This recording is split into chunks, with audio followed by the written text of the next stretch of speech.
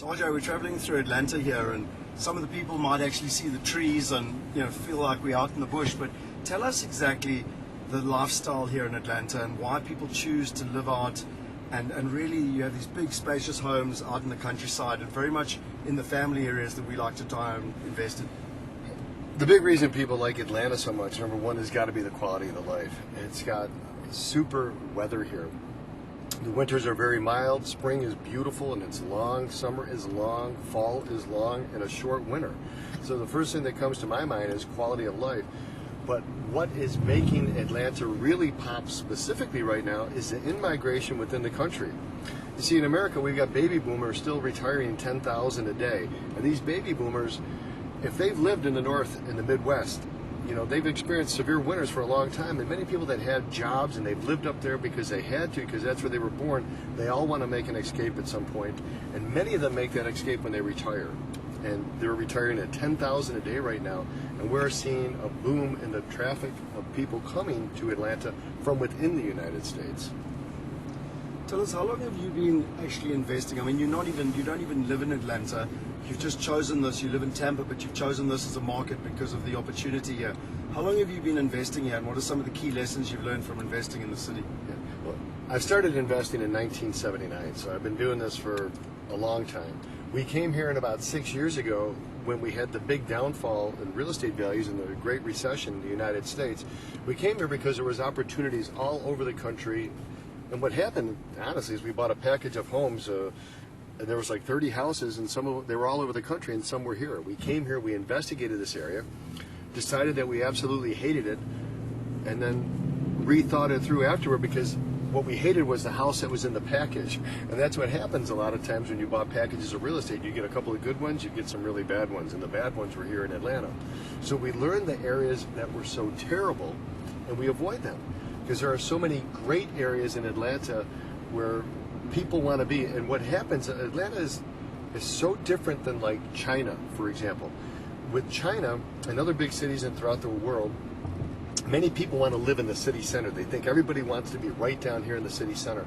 And nothing could be further from the truth here in Atlanta, because what we're looking at as we're driving by is we're seeing all this landscaping with houses in the countryside. This is where people really want to be. They want a piece of America. They want a piece of land. They don't want people on top of them. And what has actually happened in parts of Atlanta, the northern part specifically, is there's so many people that I personally think the quality of life has gone down because traffic is so bad. So we're in the areas that aren't nearly as affected as they are, and they're really bedroom communities to Atlanta. However, there's all kinds of opportunity and there's all kinds of workforces right within these areas. So not everybody commutes to the city center. Many people just stay here and work. They need teachers, they need policemen, they need firemen, they need garbage men, they need all kinds of people to work in these areas. And this to me is like some of the most desirable areas. It's suburban. It's a suburban area. Tell us, as we're driving through, obviously I can see these different homeowners associations on left and right. And Go ahead, Scott. Keep going. I'm going to show. Well, before Scott just mentioned the word homeowners associations, and I'm going by a house where there is clearly no homeowners association. Take a look at this house here with the rebel flag, which I thought they try to outlaw those in our country. I'm not sure, but this is a house that has clearly no homeowners association, and it's just sitting out here on a busy street. These are the types of properties that we avoid, because the only types of people that are going to move in here are low-income people or people that don't necessarily take care of their stuff, because this is what it's going to be attracted by. We try to find houses in communities that people want to live in. And I think one of the keys, the biggest keys to our success is simply this. We select houses that ultimately we can sell not to other investors, but that we can sell to homeowners, because homeowners buy for emotional reasons. And a homeowner will pay a lot more money for a house than, per se, an investor, because an investor is going to buy it based on the rate of return. A person that buys a home to live in America, they buy it because of, number one, the schools, or it's close to their job, or it's close to their church, or it's close to their other friends. So there's many emotional factors that force people to buy in the subdivisions typically that they buy in, not single houses like this that are on the side of the road and stuff like that. And tell us, I mean, in terms of, you've got a very specific strategy in terms of getting people in through the house. You know, you've mentioned already about the investors and how you tend to put finishes into the properties so that people, homeowners, want to move in. You know, nice carpets, good tops, so that really you get the type of person who wants to live in the house, the homeowner versus the tenant. And also talk a little bit about the exit strategy at the end. Well, the idea is this. Now, my personal exit strategy is I don't have one. I had never intend to sell the houses that I acquire. They're for the production of income so that I don't ever have to work again. And I'll leave them to my kids at some point. My kids won't have to work either, because that's what single-family houses will do for you. However, the houses that we select are homeowner neighborhoods with people that want to live in those houses, because homeowners are going to pay a premium. If you only buy in rental neighborhoods, like in some cities are like rental cities in my opinion, for example like Memphis, you're only going to be able to unload again. Your exit plan is going to be to another investor, and the investor is going to want a deal. So we want to buy stuff where people really want to live, and they'll pay a premium because of that. In fact, I have an example. Recently I had a house, and the property manager called me. He said, listen, we got a buyer for the house. I said, look, I don't want to sell it. He goes, well, let me tell you what they're offering for it. And they were offering $180,000, and I only paid $115,000 with the rehab less than a year before that. Well, needless to say, you never go broke taking a profit. So we sold that house because somebody really, really wanted it more than I did. I only liked it as an investment, but when they offered me that much money for it, it made sense for me to take my chips off the table and redeploy them into another new hard asset of real estate. Tell us something, you like to look for houses that are kind of no more than sort of 15, 20 at the outside in terms of age. Talk us through a little bit about the things that people don't even know about buying old houses with lead paint, and how you really need to be getting the more modern types of houses, not only from a maintenance perspective, but also from a legal perspective. Sure. Well, in America, 1978 is a year that's very important, because that was the last year they used lead paint in houses. Lead paint, people who buy houses with lead paint, if people eat it, like the kids in the house, they can get brain damage because it causes lead poisoning. So there's a real easy way to avoid that having to become a problem and a risk for investors, and that is simply don't buy houses before 1978. Now, I violated my own advice recently, and we did that, and we got caught by the inspectors, and it wasn't lead-based paint, it was asbestos. And it became a headache for us, and it cost us a quick $3,500 to have a licensed asbestos remover remove the stuff out of the house. So it's very important to buy newer houses for a couple of reasons. If a house is 20 years old and the air conditioning wasn't replaced, it's going to need to very, very soon. The same with the roof. And when we're looking at houses that we're about to acquire, we take all that stuff into consideration. And if we just pan on this house right here in front of us, this is one of the latest additions to our portfolio that's going to be made available to investors. And you can just look at this house and just see the quality of it just by the beautiful brick front, the architectural roof, which is a much more expensive roofing material. And just the only thing that hasn't been done is the landscaping yet, because it's been so wet here. When this landscaping is done, this house will really pop. Well, when I think of America, I think of New York, San Francisco, Miami, Los Angeles.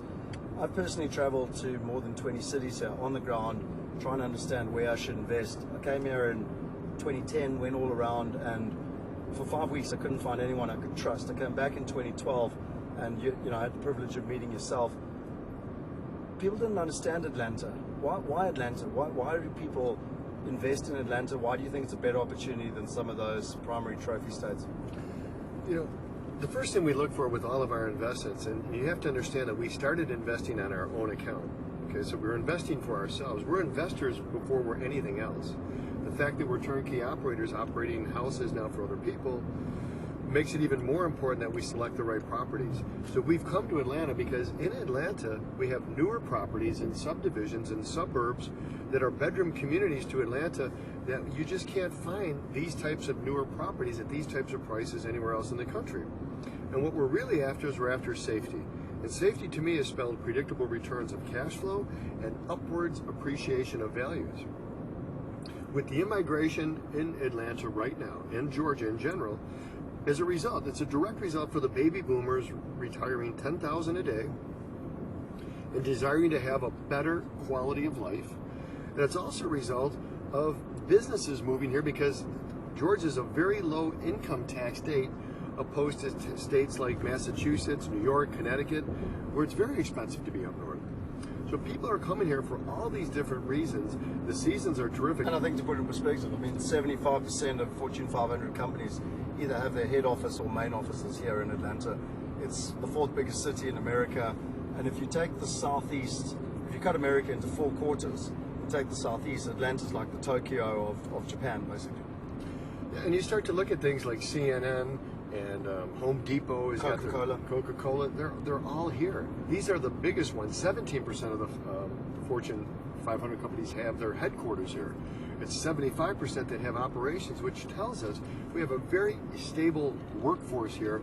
It's not just one industry that serves this area, unlike cities like Memphis, for example, that just has Federal Express is like the one big company that is there. And if something happens to Federal Express, that is certainly going to impact that, just like oil is impacting Houston right now and other parts of America, where oil is the primary economic driver of those economies. So tell us, in terms of when one's actually looking at a city and trying to decide, now I mean, Atlanta's a big city, there's 5 million people here, there's another 1 million people expected to come over the next 5 to 10 years. Where do you get started? I mean, it's a massive, massive place. I mean, I've driven across here, it's 2 hours from one side to the other. Where do you get started? How do you even know? Like, what are the major things to look for? What major areas? Where do you like to focus? Well, we want to. Our absolute focus is on homeowner neighborhoods, and we work several different counties here, way more counties than most people do, even more than the hedge funds, because there's good areas in every county, and you have to find them.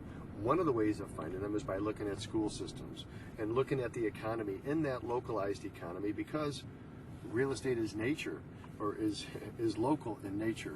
So what's going on right where we are, right at this subdivision, could be totally different from 5 miles away from here.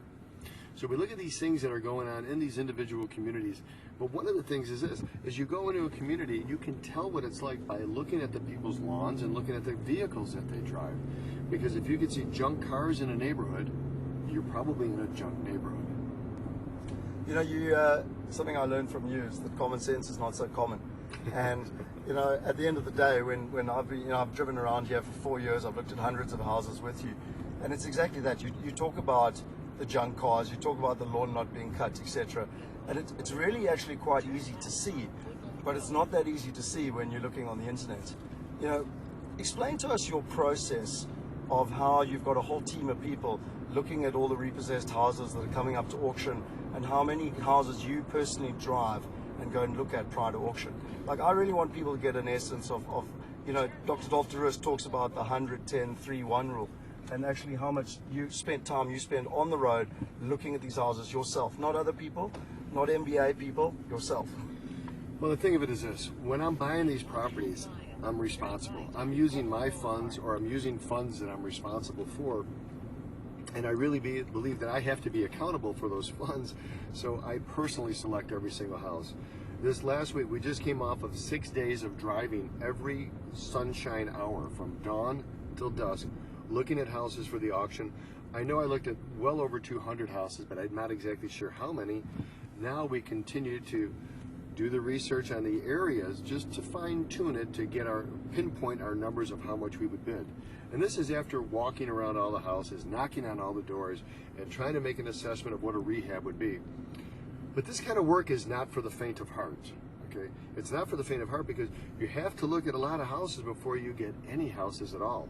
Now, as we're driving into this neighborhood, I'm driving straight at a house that I bought at auction about 6 months ago, right here, straight ahead. And then if we look at the house to the right, we did that house about 2 years ago. Somebody in Canada owns that, somebody in France owns this.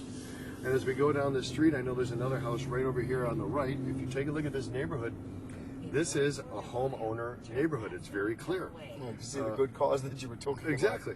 And this house right here, let's see, is it this one? It's this house right here. This house with the semi-tractor trailer in the driveway, that's one of our rental houses, okay? And when Scott was talking about the Fortune 500 companies, the one thing he didn't mention was that Atlanta is the transportation hub of the Southeast. There are thousands of semi-trailer tractor rigs like that in houses, And we probably rent to at least a dozen people that have their own rigs like that, because of all the activity that flows through Atlanta to get to the complete south of Florida in our country. And I know that he mentioned that the airport here is like the busiest in the world. I think Chicago may have just passed it, but there is a lot of activity going on in this area.